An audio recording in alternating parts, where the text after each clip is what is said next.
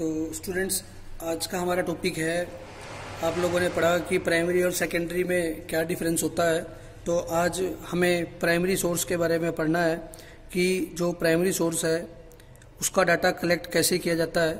ये आपका chapter second है। सेकंड चैप्टर के अंदर आपका सेकंड टॉपिक है how basic data is collected. आपकी बुक में लिखा हुआ होगा पॉइंट 1, पॉइंट 2 की बात कर रहा है। कहते हैं कि जो आपका प्राइमरी डाटा है उसको कलेक्ट किस प्रकार से किया जाता है। आपको ये बात क्लियर कर देता हूँ कि जब आप प्राइमरी डाटा को कलेक्ट करने जा रहे हैं तो प्राइमरी डाटा को कलेक्ट करने से पहले कुछ बातों की तरफ आपने ध्यान देना होगा।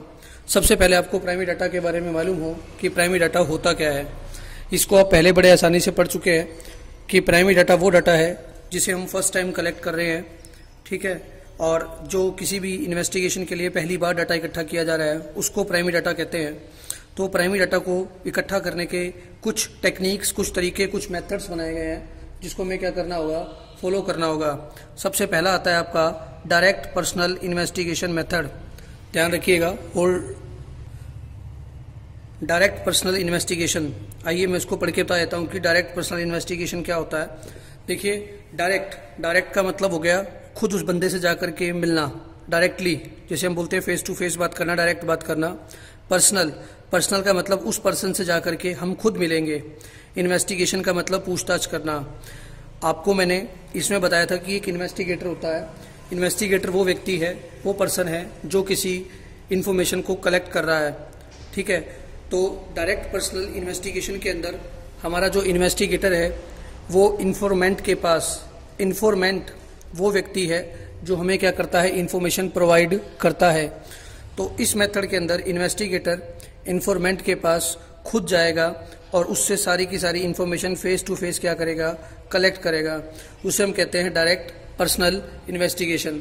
अब एक बात आपने देखी है कि जब आप किसी इन्फॉर्मेंट से खुद जाकर के मिलोगे तो जब आप उससे जाकर के खुद मिलोगे तो आप क्या करोगे, सारी इन्फॉर्मेशन उस पर्सन से कलेक्ट करोगे। इसके लिए आपको इंटेलिजेंट होना जरूरी है, आपको लैंग्वेज का अच्छा जानकारी होनी जरूरी है। भाई आप अलग अलग पर्सन से मिलोगे, हो सकता है उसको इंग्लिश आती हो, हरियाणवी आती हो, हिंदी आती हो, ठीक है। तो आपको लैंग्वेज का नॉलेज होनी चाहिए, आप इंटेलिजेंट होने बहुत जरूरी है, ठीक है। ये हमारी डायरेक्ट पर्सनल इन्वेस्टिगेशन की सबसे बड़ी क्या है, रिक्वायरमेंट है।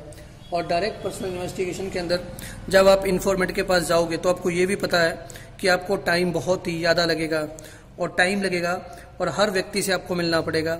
हर व्यक्ति से मिलोगे तो आपको कॉस्ट भी क्या पड़ेगी, उसकी बहुत ज़्यादा पड़ेगी, ठीक है। लेकिन इसका एक एडवांटेज आ जाएगा हमारे पास कि जो डाटा हमारे को मिलेगा वो रिलायबल होगा, विश्वास के लायक होगा, क्योंकि वो डाटा इन्वेस्टिगेटर खुद जाकर के इन्वेस्टिगेशन करके कलेक्ट करेगा, ठीक है। अगर वो रिलायबल है तो एक्यूरेट भी है, ओके। और इसके अलावा जो सबसे बड़ी बात है वो ये है कि हम इसके अंदर बहुत बड़े एरिया को कवर नहीं कर सकते हैं, क्योंकि बहुत बड़े एरिया को कवर करने के लिए टाइम भी बहुत ज़्यादा लगेगा और मनी भी बहुत ज़्यादा वेस्ट होगी। तो बड़े एरिया के लिए ये मेथड ओके नहीं है, एक्यूरेट नहीं है, क्लियर है। तो इस मेथड को हम बोलते हैं डायरेक्ट पर्सनल इन्वेस्टिगेशन। कहते देखिए, the direct personal investigation is the method by which data are personally collected by the investigator from the informant. ये वो मेथड है जिसमें इन्वेस्टिगेटर इन्फॉर्मेंट से खुद जाकर के इन्फॉर्मेशन को कलेक्ट करता है।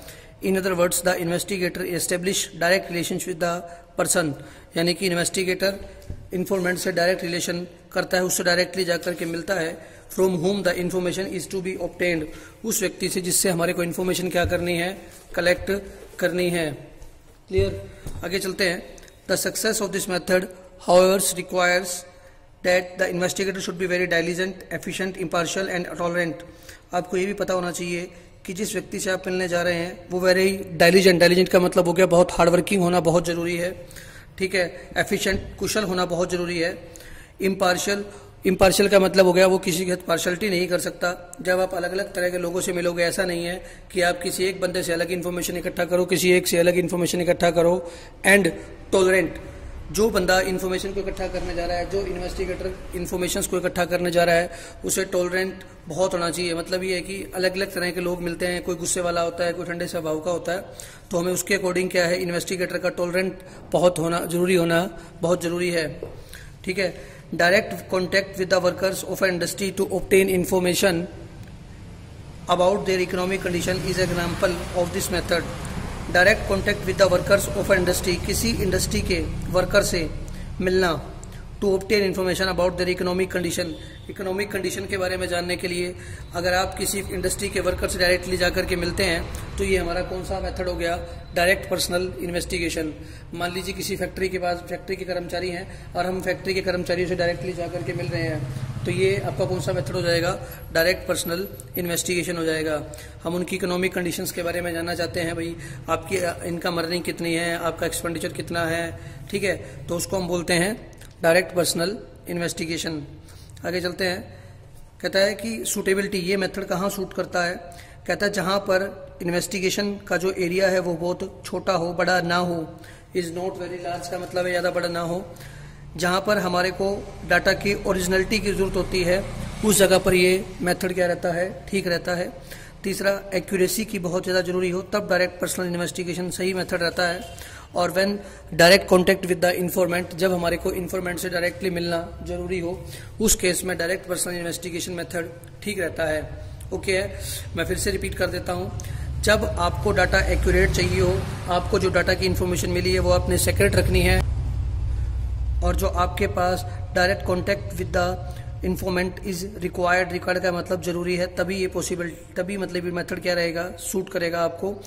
ओके, तो अब कहता है मेरिट्स, डाटा दस collected have the following merits. अब कहता है डायरेक्ट पर्सनल इन्वेस्टिगेशन की क्या क्या मेरिट्स हैं, क्या क्या फीचर्स हैं। कहता है मान लीजिए आपने जब डायरेक्टली कांटेक्ट किया, लोगों से मिले, आपने वहां से उनकी इनकम के बारे में डाटा इकट्ठा किया। अब हमारे को बताना है कि इस मेथड के अंदर जो कि आप डायरेक्टली किसी जिस इन्फॉर्मेंट से इन्फॉर्मेशन इकट्ठी कर रहे हो उससे मिलते हो डायरेक्टली, तो उसमें आपकी क्या क्या मतलब अच्छाइयाँ हैं, क्या क्या मेरिट्स हैं, क्या क्या क्वालिटी हैं, क्या क्या गुण हैं। कहता है देखिए, पहला ओरिजिनलिटी, इस मेथड के अंदर आपका जो डाटा रहेगा वो ओरिजिनल रहेगा।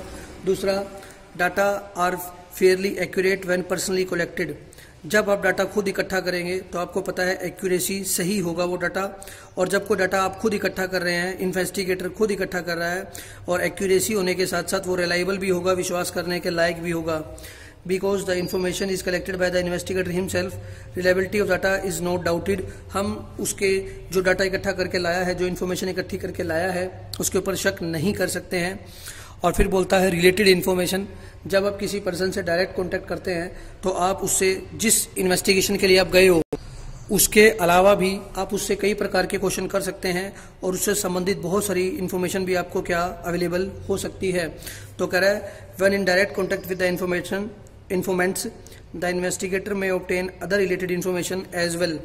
ओके, यूनिफॉर्मिटी, यूनिफॉर्मिटी का मतलब हो गया एक जैसा, जैसे आप लोगों की यूनिफॉर्म स्कूल में एक जैसी होती है, उसी प्रकार इन्वेस्टिगेटर जब भी इन्वेस्टिगेशन के लिए जाता है तो वो अपना पहले से ही जो है ना, जिन क्वेश्चंस को उसने करना होता है वो पहले से ही उसके पास रिटर्न में तैयार होते हैं। ओके, तो हर व्यक्ति से जाकर के सेम वही क्वेश्चन बार बार करता है, तो इसमें यूनिफॉर्मिटी भी डाटा में रहती है, इन्फॉर्मेशन में रहती है। और इलास्टिक, इलास्टिक का मतलब होता है चेंज कर लेना, इलास्टिक का मतलब चेंज कर लेना अकॉर्डिंग टू सिचुएशन, हम इसमें किसी प्रकार का चेंज करना चाहें तो कर भी सकते हैं, क्योंकि direct contact with the informant होता है। अगर कोई नई बात पूछनी है या कोई बात हमें नहीं पूछनी है सिचुएशन के अकॉर्डिंग, तो हम अपने उस क्वेश्चन बैंक के अंदर जिससे हम क्वेश्चनिंग करते हैं उसमें चेंजेस कर सकते हैं। तो ये आपकी सारी की सारी डायरेक्ट पर्सनल इन्वेस्टिगेशन की क्या है, मेरिट्स है।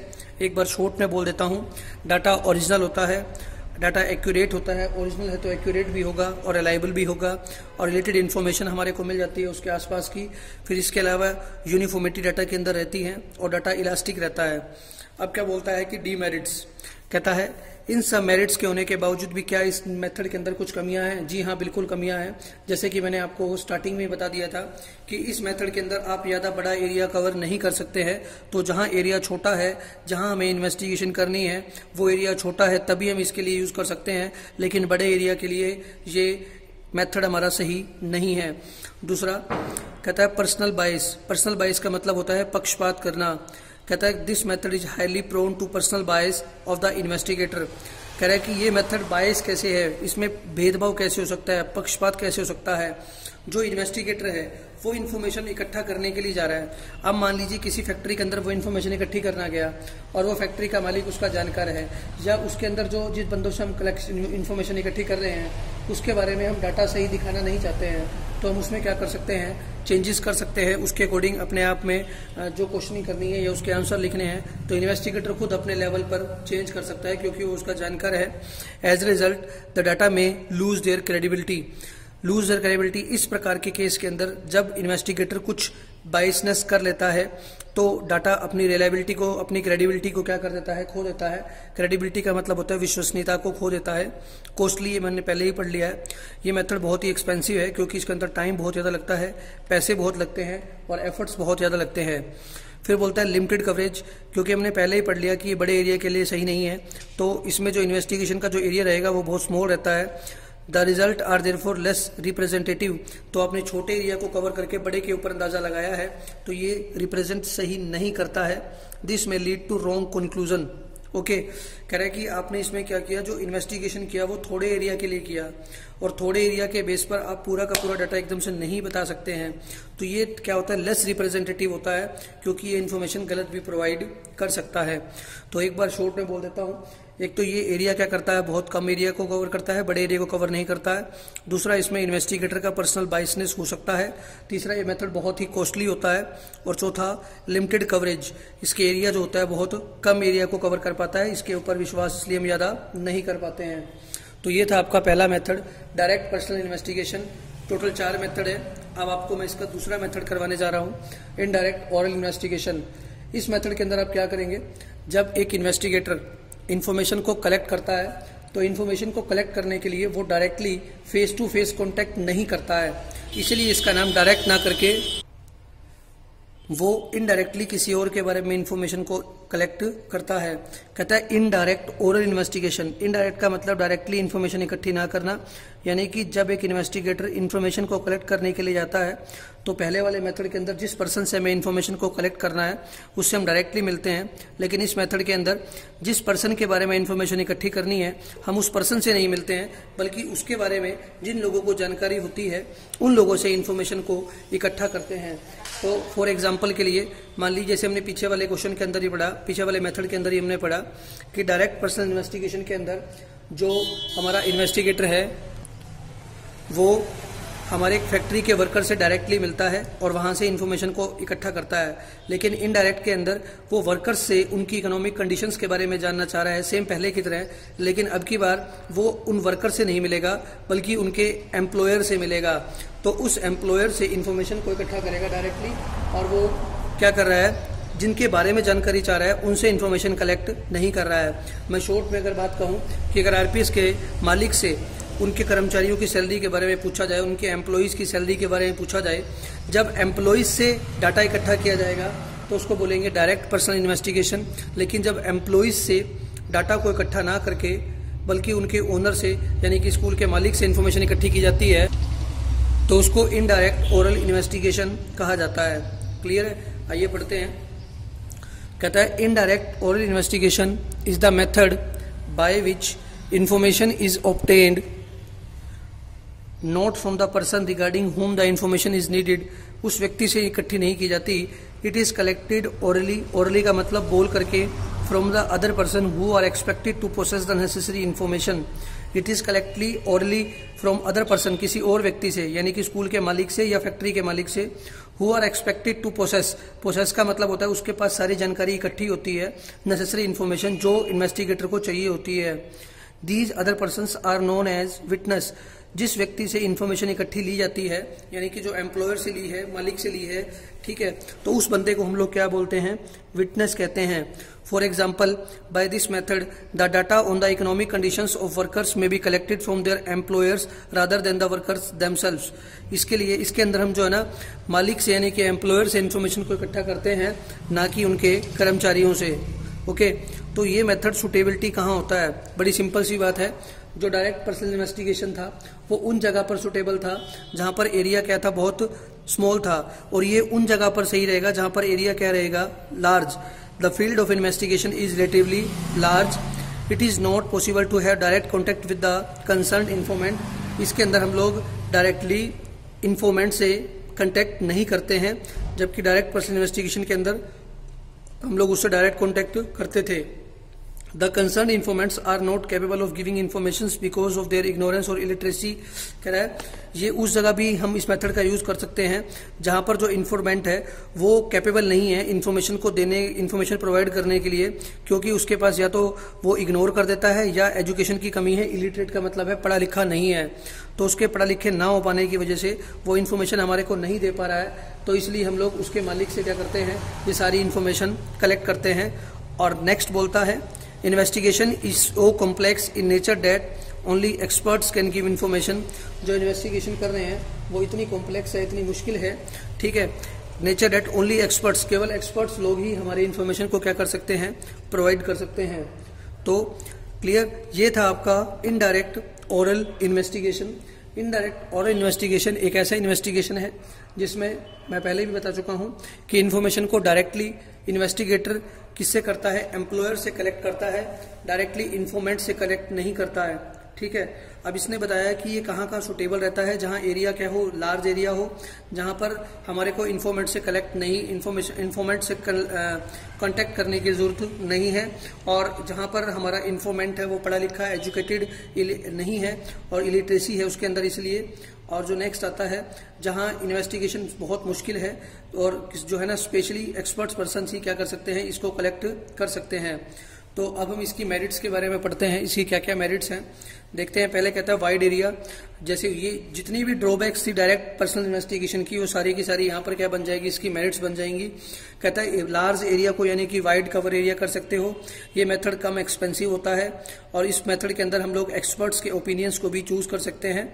Using this method an investigator can seek opinions of the experts and thereby can make the information more reliable. तो हम यहाँ पर एक्सपर्ट्स की एडवाइस भी ले सकते हैं और जिससे कि हमारा डाटा बहुत ज्यादा विश्वसनीय बन जाता है। फ्री फ्रॉम बेस, यहाँ कहता है कि जो इन्वेस्टिगेटर का पर्सनल बायस था यहाँ पर वो नहीं होगा, क्योंकि इन्वेस्टिगेटर खुद जाकर के कांटेक्ट नहीं करता है। और ये मेथड क्या है, simple approach of data collection है, बहुत आसान मेथड है। क्लियर। तो अब हम आगे चलते हैं। इस मेथड की कमियां ध्यान रखना, जो उस मेथड की डीमेरिट्स थी वो इसकी सारी की सारी मेरिट्स बन जाएंगी, और जो डायरेक्ट पर्सनल इन्वेस्टिगेशन की मेरिट्स थी वो इसकी डीमेरिट्स बन जाएंगी। आपने पढ़ा कि वहां डाटा एक्यूरेट था, यहाँ डाटा क्या है, लेस एक्यूरेट रहेगा, तो रिलायबल भी कम रहेगा। The data collected by this method are relatively less accurate, this is because the information is obtained from persons other than the concern informants. ठीक है, क्योंकि इसमें इन्फॉर्मेशन डायरेक्टली उस पर्सन से कलेक्ट नहीं की जाती बल्कि उसके एम्प्लॉयर से कलेक्ट की जाती है। तो ये भी हो सकता है कि एम्प्लॉयर उस बंदे के बारे में गलत जानकारी दे दे। Biased, there is possibility of personal bias of the witness, जैसे कि मैंने अभी बताया डाटा एक्यूरेट कम रहेगा क्योंकि जो इन्वेस्टिगेटर है यहाँ उसका बायसनेस नहीं चलेगा, लेकिन जिस बंदे से हम किसी और के बारे में जानकारी कलेक्ट कर रहे हैं वो हमारे को इन्फॉर्मेशन गलत दे सकता है। जैसे अगर मैं कहूँ स्कूल की इन्फॉर्मेशन कलेक्ट कर रहा हूँ, वर्कर्स की वर्किंग कंडीशंस के बारे में, इकोनॉमिक कंडीशंस के बारे में, तो हो सकता है कि जो उनका मालिक है वो गलत इन्फॉर्मेशन दे दे। उनका मालिक से ही तो हम लोग इन्फॉर्मेशन इकट्ठी कर रहे हैं, तो वो हमारा क्या होता है, विटनेस होता है। अगर वो इन्फॉर्मेशन गलत दे देगा तो हमारा डाटा गलत हो जाएगा और उसके ऊपर रिलायबिलिटी भी क्या हो जाएगी, कम हो जाएगी, एक्यूरेसी भी क्या हो जाएगी, कम हो जाएगी, और जो सोल्यूशन आप निकालेंगे वो भी क्या हो जाएंगे, गलत हो सकते हैं, उस पर विश्वास नहीं किया जा सकता। तो doubtful conclusion, this method may lead to doubtful conclusion due to carelessness of the witness. Witness की कमियों की वजह से हमारा जो कंक्लूजन्स आएंगे वो गलत भी हो सकते हैं। तो इस तरीके से आपने ये दो मेथड करे हैं, पहला मेथड डायरेक्ट है और दूसरा मेथड इनडायरेक्ट है। टोटल 4 मेथड हैं, इसके 2 मेथड आपको भी कराएंगे अगले वीडियो के अंदर। अभी फिलहाल इन दोनों के डिफरेंसेस को देखते हैं कि इन दोनों में क्या क्या डिफरेंस है। आइए, कहता देखिए,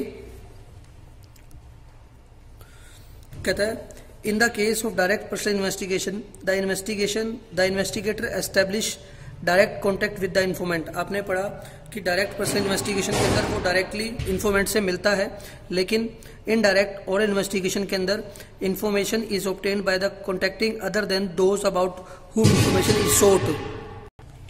हम इन्फॉर्मेशन किसी और व्यक्ति से इकट्ठे करते हैं बल्कि उससे नहीं जिसके बारे में हम लोग जानकारी इकट्ठे करने जा रहे हैं। दूसरा बोलता है direct personal investigation is generally possible when the field of investigation is small, लेकिन इनडायरेक्ट में बड़े एरिया को हम लोग कवर कर सकते हैं। In the direct investigation, the investigator must be well versed in the language and cultural habits of the informant.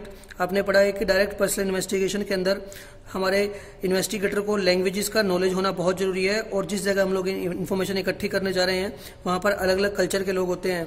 जैसे गांव में लैंग्वेज अलग होती है, शहर में लैंग्वेज अलग होती है, गांव वालों का कल्चर थोड़ा अलग होता है, शहर वालों का कल्चर अलग होता है, हरियाणा का कल्चर अलग है, राजस्थान का कल्चर अलग है। तो गांव में थोड़े थोड़े एरिया में क्या होता रहता है, कल्चर बदलता रहता है, ठीक है। और direct investigation is लिटली costlier then the indirect investigation. आपको ये भी पता है कि डायरेक्ट इन्वेस्टिगेशन कॉस्टलियर होता है इनडायरेक्ट की बजाय।